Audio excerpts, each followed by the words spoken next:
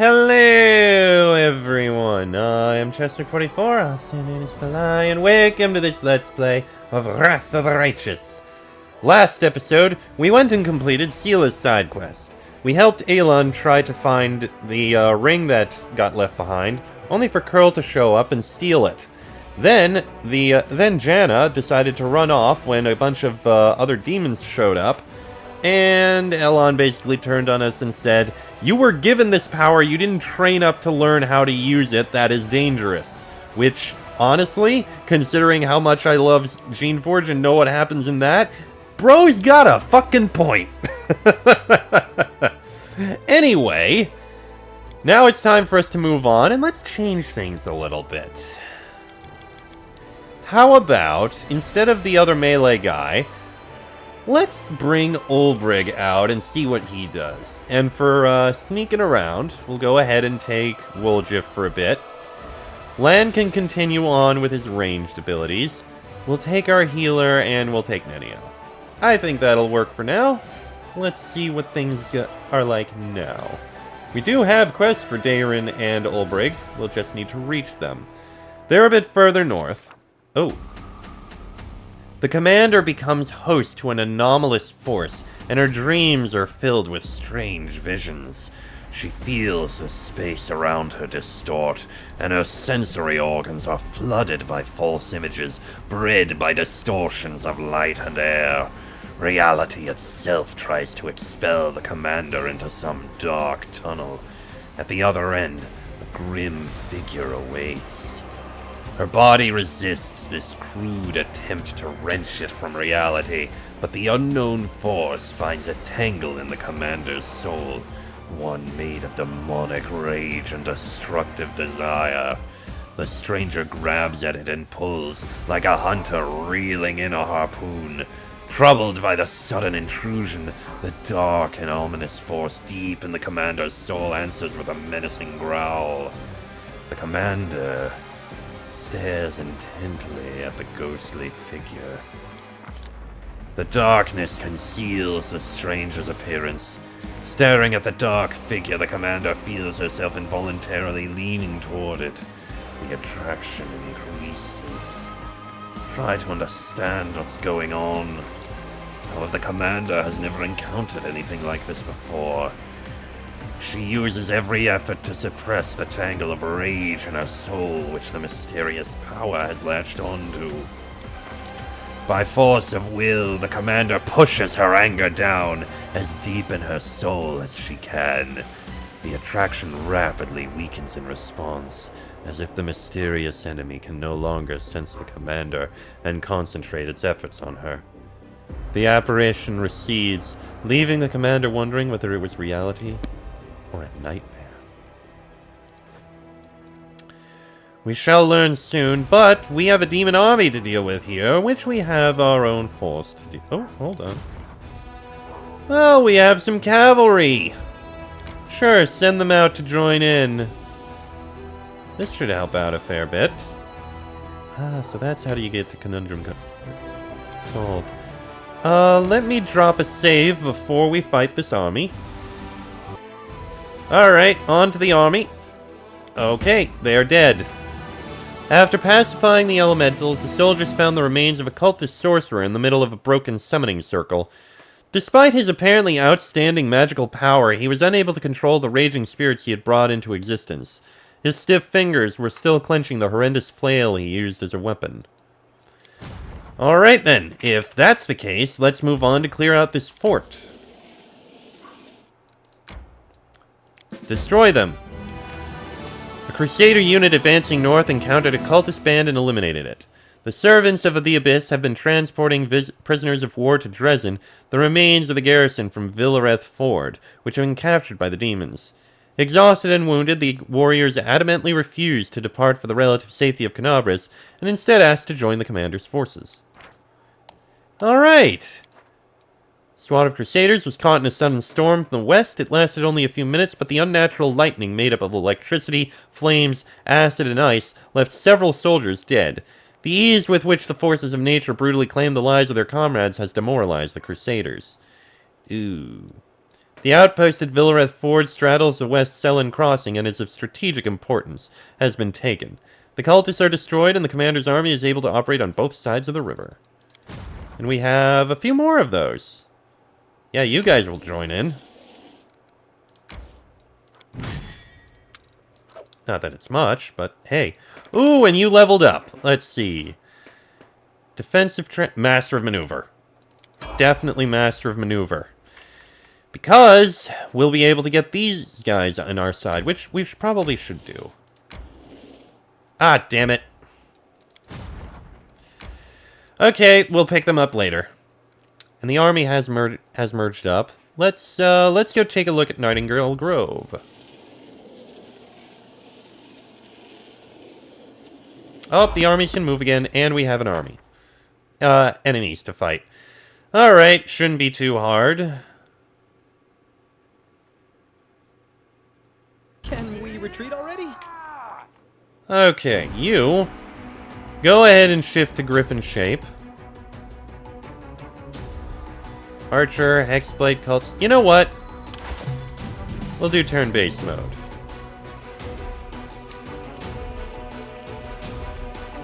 I think it's just a 3. Go ahead and cast this at the cultist. Alright, I forgot about that thing that she had. That works! Probably should have attacked the Hexblade first, but no biggie. Ulbrig, turn Griffin. You'll be able to take them out later. Oh yeah, you got death from above now. That'll be useful. You can return. As a free action, you immediately release the grapple. So you can actually grapple with people. God grapple laws. Alright.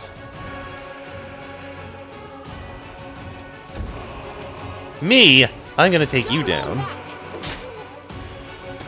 Couple bites. You can get some attacks in. That works. Land, shoot the archer.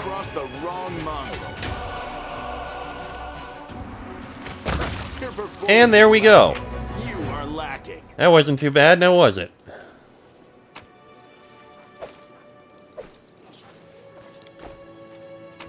Easier than I thought. And now we have the Griffin on our side. Take that, and take that.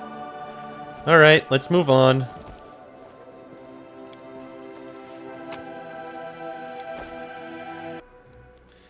Right, so the armies can move. Let's merge you together. Maybe now we can take out this demon army. Let me drop a save before we try this. We are stronger, so let's fight them. See what happens. Oh, nice. We can actually get some attacks out first.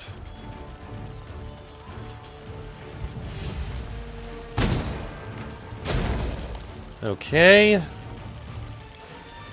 You can shoot those a bit. They're wounded. Let's let the cavalry stay back.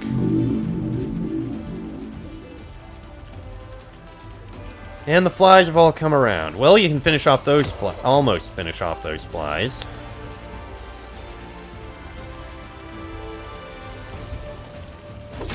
There's some damage.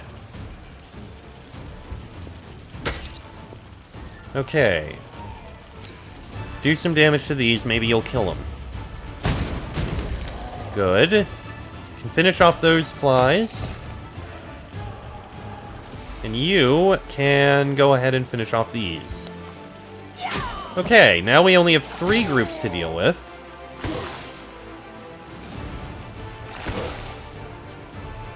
Not good. I gotta move the archers away. Otherwise they can't do anything.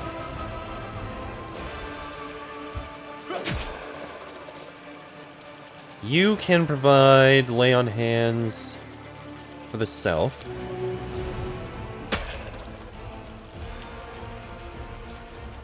And you can go ahead and... Oh, we have another attack. Go ahead. Can you kill the giant flies?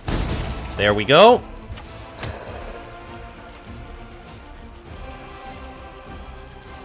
Weaken those a bit. Okay. This time we're actually able to take out the giant flies.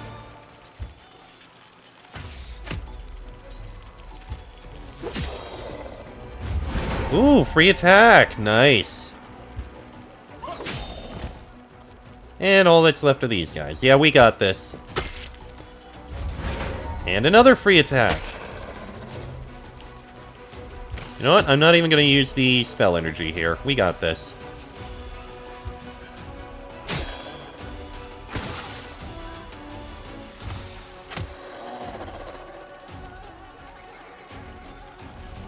Ah, crap.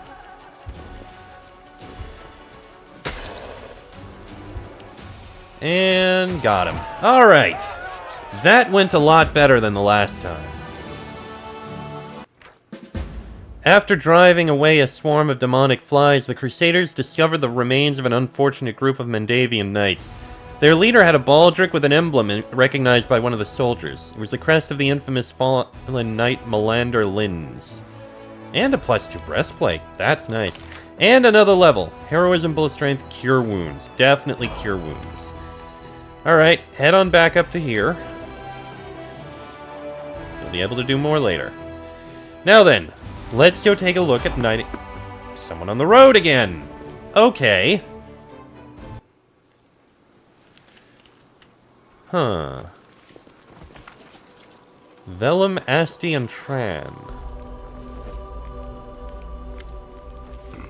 Through the mist, you spot the flickering flames of a campfire. 3 figures wrapped in Crusader cloaks are huddled next to it. A stout, smiling dwarf, a brash, dark-haired halfling, and a delicate-looking woman who appears to be very young. The crackling campfire is driving away the bleak fog and promising warmth and rest for tired legs. Noticing you, the halfling's hand jerks toward his weapon, but then he relaxes. Hey, it's the commander herself! Don't just stand there, have a seat by the fire. It's a bit damp today, you might as well dry off at least.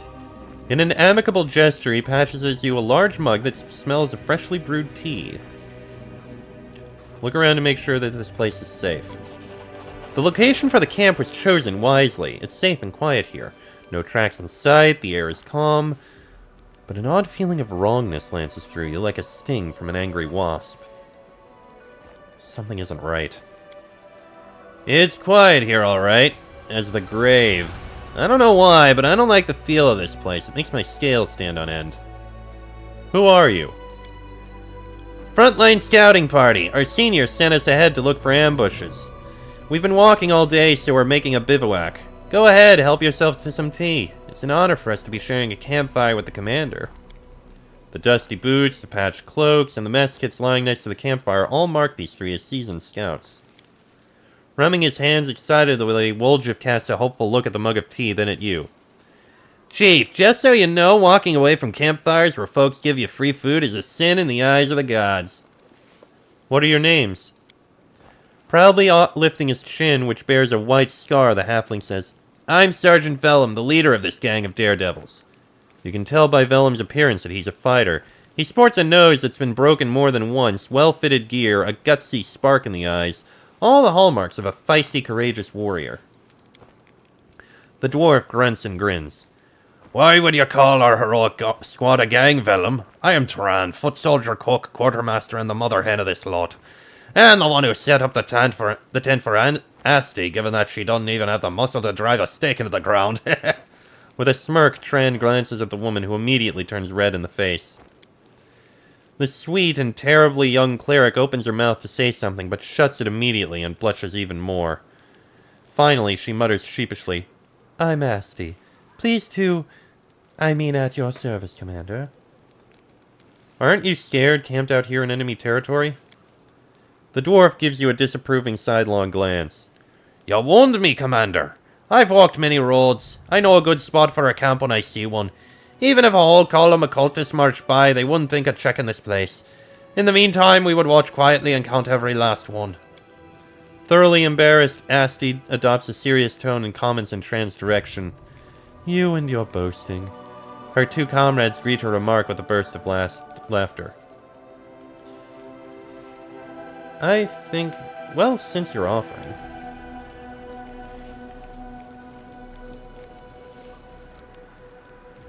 You bet we're offering! The halfling moves with such deftness that you barely notice the warm mug of tea that appears in your hands. The tea's fragrance is gorgeous. Where did you get such extraordinary tea? I can tell the commander knows more about cooking than some. Tren leans over to you and says weightily, It's cat's holy. I brought it from a merchant from Absalom. Worth every coin though, eh? Cat's holly. The name sounds vaguely familiar, but you've never heard of it being used in cooking. You seem to recall that it causes delirium. Apparently, being this far away from the discipline of strict orders, the scouts decided to indulge in some happy dreams. Something's not right. Attack! Smirking brazenly, the halfling licks his lips with a surprisingly long, pustule-covered red tongue. Ha, would you look at that? She didn't buy it. Enough of this masquerade then, everyone. No more games. The figures by the fire ripple and transform. 3 gray-haired and dark-skinned elves watch you with mocking sneers. Their twisted, grimacing faces look demonic. From the haze, more previously unseen shadows materialize. They are all just as loathsome and unsettling. The campfire emits a sickly, sweet, intoxicating smell, and in the squat kettle, you see some slimy mushrooms swimming in a disgusting, boiling slurry. Who are you? The one who is pretending to be the halfling Vela makes a face, mimicking you in an obnoxious voice. Who are you? We are servants of Lord Dascari, and you are the pitiful insect that got caught in our web. The elf who is masquerading as the cleric Asti gives you a lecherous smile, enthusiastically dragging her tongue along the blade of her dagger. Did you like sweet little Asti? Did you want to play with her in your tent? What was the point of this charade? Lady Anamora desires your head, and will gladly deliver it. The elf, whose voice's trend was so convincing, lets out a repulsive snicker. You think I'm at your mercy? We'll see who the real prey is. I love it when prey tries to fight back. Yet another obstacle.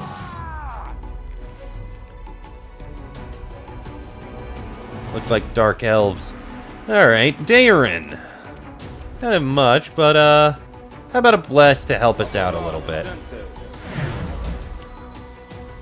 Looks like they've got more allies out of range. Ow. You know what? Since you can, death from above. And you know what? I think I have an idea. Spell combat, burning hands. And attack him. There, that hurt him a bit.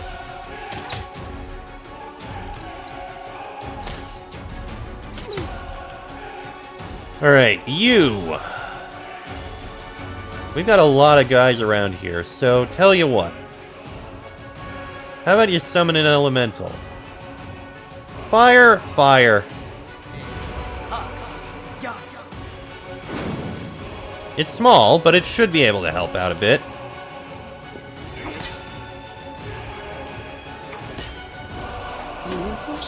Ow. Okay, I've been taking a lot of damage here. That is definitely very bad. That Magus is about to attack. Let's get some extra attacks in and try and kill it. That worked.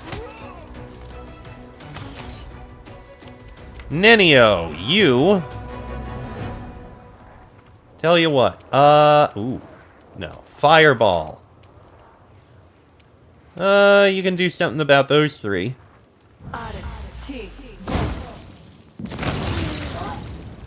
Well, that killed 2 of them.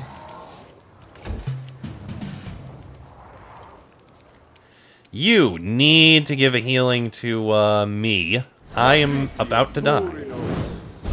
Thank you, that helped a lot. Another Magus. Nice try, not enough. Now, how about you fly over to that Magus? That worked. You take out this Magus. Or at least do a lot of damage to it. Woljif, you can finish off this Magus, can't you? Very nice. Oh, there's there's someone hidden over there. Good to know. How about you finish off Asti here? Endure this. There you go. And the Knife Master. Alright, we got them all. Alright, may as well loot what we can, if anything's worth anything. There's a few things.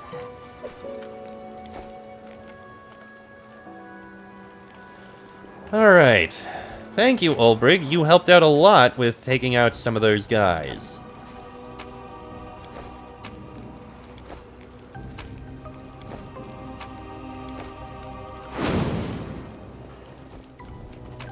There we go. Oh, hi! You weren't there a moment ago. Ulbrig? Okay, Dayrin. You know what? Give another healing to me. I think I need it.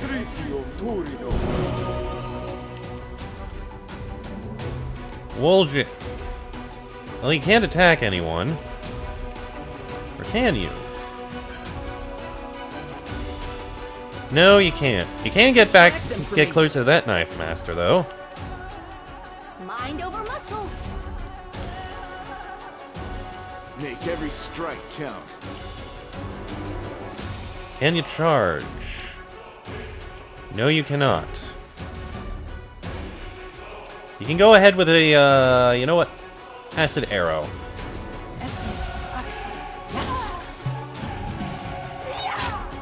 Don't worry, Woljif, you'll be fine. Ulbrig, take out this Knife Master, please. Thank you. Out of my sight. You know what? We actually don't need this now. Everyone, kill that Knife Master.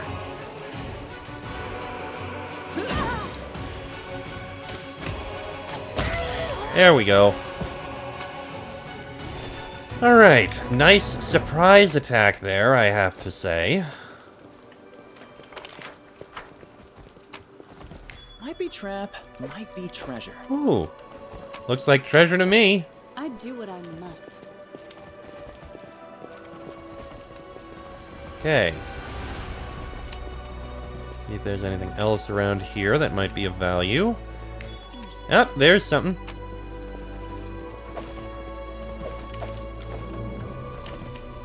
And that appears to be everything. Didn't we loot something special here? No, we did not. You are going to go down to here. Breastplate +2. I can't wear it. You can't really put anything on right now. That would actually be a lot better. Yeah, you'll be fine. Take the +2 breastplate.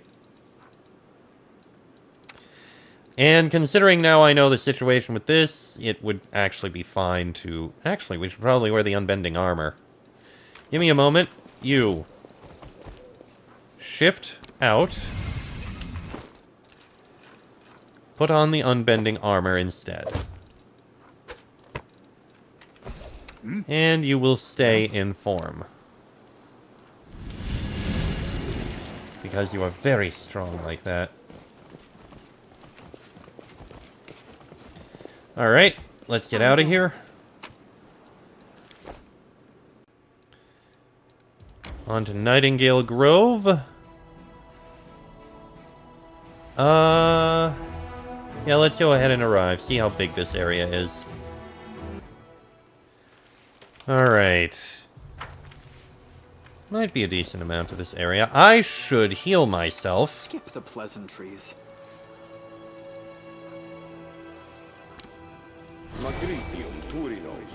There we go. We do it my Oh. way. Get your hands off that, it's mine! Yours? Well, watch me... Wait, someone's here! Run!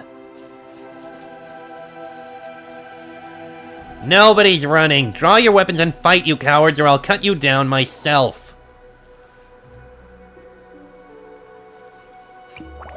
Did we find trouble? Oh, looks like we got a fight going on here.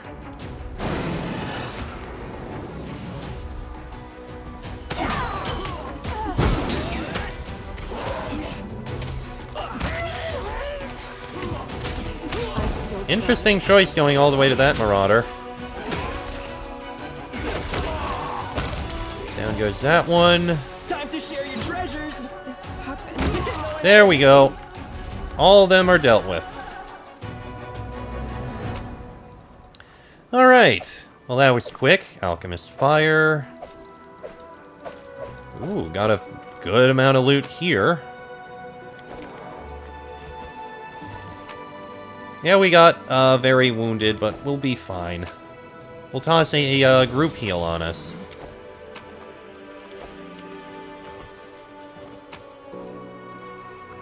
A letter to a noble crusader. I hope this letter finds you in good health, Sir William. I see now with great sadness that you have quite forgotten and abandoned us. It's been 3 years since you visited your native lands and your father at your family crypt. Last summer, some passers-by broke the lock on it and spent the night inside. As steward, I installed a new lock and cleaned up all the wreckage. Your servant who went missing, whom you inquired after in your previous letter, has indeed been seen, but at present his precise whereabouts are unknown. He came to us, looked at us with contempt, said something through his teeth, gathered taxes for you, ate a whole goose for free at the tavern, jumped on his horse, and galloped off. If he went missing somewhere on the road, we wouldn't know anything about it. It's been a complete disaster here, even without missing strangers to account for. 7 days ago, all cows gave black milk, and the milkman, who tasted it out of drunken stupidity, died in the pain of twisted bowels. There's something wrong with the spring. The water stinks of rotten eggs, and the cattle won't drink it. Besides, some scoundrel threw some dead logs into the closest well, the one on the crossroads, so we filled it with soil. I expect the demons are giving us trouble any way they can. Our cattle are dying of thirst. Children are going missing in your protected forest. The woodcutters saw some scarecrows which they swore were alive. They spoke of angry faces and bared teeth. They were afraid to get too close and watch them from afar. Frightening things are going on in the woods. I fear that witches and demons have settled in your protected forest to do their wicked mischief. They are probably the ones who picked the bones of your servant who's gone missing. And if you ask us, as if you suspect us of being involved. As if we could kill and rob an honest man. It's upsetting, Sir William. We never touched your servant, and if we did, he was a wretched man, smug and nasty. And we have no food or water, and our children are going missing. Instead of serving your Lord Galfrey, you should be home defending us and bringing us food. You must have some gold, lord that you are. There is no one to protect us besides you. The city lads only come to find new recruits and take our gold. They don't have the authority to do anything more. And the send-off we give our lads and lasses they take. The whole village comes to say farewell, just like it's a funeral. None of them have returned home to village yet. We are dying. So I'll tell you the honest truth, Sir William. We cannot live like that anymore, but we cannot die in such terrible conditions either. So we agreed with our neighbors to burn down your forest on the next new moon. Your protected forest where the dark beasts live. We'll surround it, set it on fire from all sides, and hire a wizard to steer the wind. We won't be put off just because the forest is protected, or because no one may shoot game there or enter therein, or cut down its trees. Of course, you'll be very angry at us for burning down your family forest, because we've already been cutting its wood and shooting game there, for there is nothing else to eat and no other wood. We won't let the forest beast steal our children. If you wish, come and execute me. Execute all of us. But we won't put up with this anymore, that's that.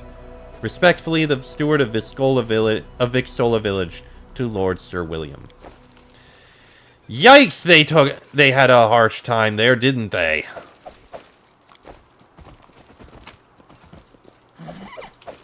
Alright. Well, it's a nice bit of loot now, isn't that? Follow if you dare. Now, I don't think there's really much else to loot around here. Still, for a painful fight, we still gotta fight. I should turn this off, because I don't need it on if I'm not casting spells. Alright, go ahead, cast the healings.